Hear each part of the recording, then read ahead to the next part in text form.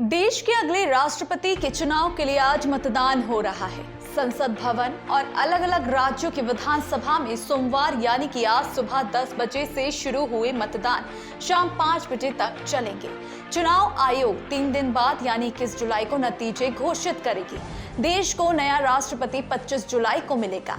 ये तो रही राष्ट्रपति की बात जो देश को मिलेगा, लेकिन क्या आप जानते हैं कि कैसे होती है राष्ट्रपति चुनाव की प्रक्रिया और किस राज्य के विधायकों का वोट सबसे ताकतवर? तो चलिए जानते हैं।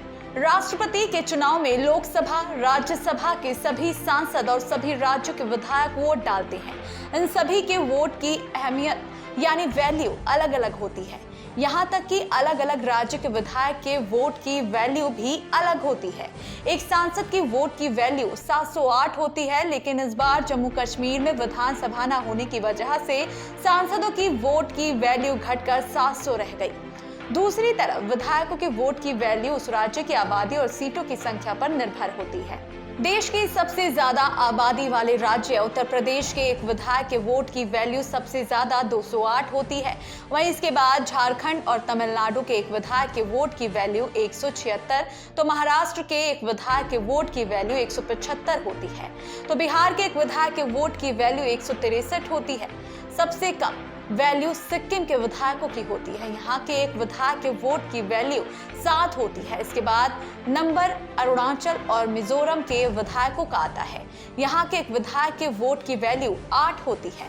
राज्यसभा के 245 में से 233 सांसद राष्ट्रपति चुनाव में वोट डालते हैं। लोकसभा में 543 सांसद वोट डालते हैं। राज्यसभा और लोकसभा सदस्यों की एक वोट की कीमत 700 होती है। दोनों सदनों में सदस्यों की संख्या 776 है। इस लिहाज से सांसदों की सभी वोटों की वैल्यू 5,43,200 होती है। अब अगर विधानसभा सदस्य और सांसदों की वोटों की कुल वैल्यू देखें तो यह 10,86,431 हो जाती है। मतलब राष्ट्रपति चुनाव में इतने वैल्यू वाले वोट पड़ेंगे। राष्ट्रपति चुनाव में लोकसभा, राज्यसभा और राज्यों के विधानसभा के सदस्य वोट डालते हैं।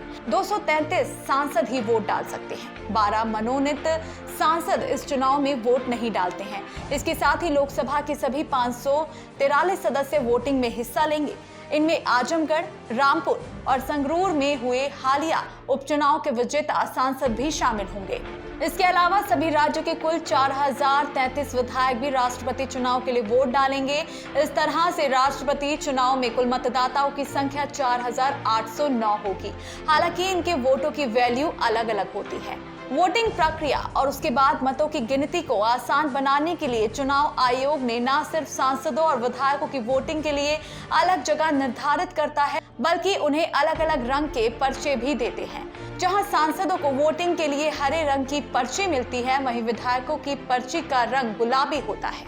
राष्ट्रपति चुनाव में वोटिंग प्रक्रिया सिंगल ट्रांसफरेबल वोट की होती है, यानी इन चुनाव में मतदाता एक से ज्यादा उम्मीदवार को तरजीह के हिसाब से वोट दे सकते हैं।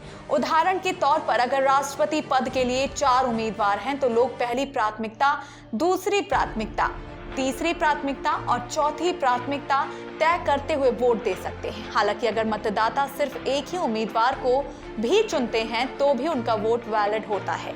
मतदाता अपनी पसंद के उम्मीदवार को अंतर्राष्ट्रीय फॉर्मेट में लिखकर तरजीह बता सकते हैं या अपनी भाषा में भी अंक लिख सकते हैं। हालांकि इन अंकों को शब्द में लिखने की मनाही है। अगर पहली वरीयता में उम्मीदवार को 50% से ज्यादा मूल्य के वोट नहीं मिलते तो दूसरी वरीयता के वोटों की गिनती होती है। व्हिप एक तरफ आदेश होता है तो पार्टियां अपने सांसदों और विधायकों को जारी करती है। व्हिप का उल्लंघन करने पर संबंधित सांसद या विधायक की सदस्यता भी चली जाती है।